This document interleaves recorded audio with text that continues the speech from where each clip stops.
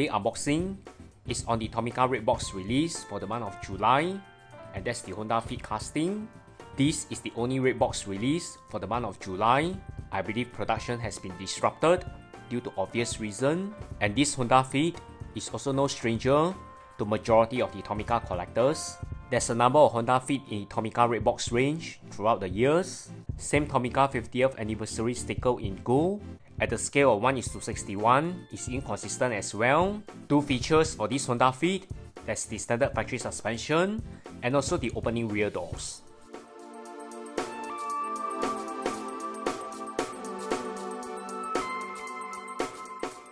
Alright, pretty expected casting, but I'm quite impressed.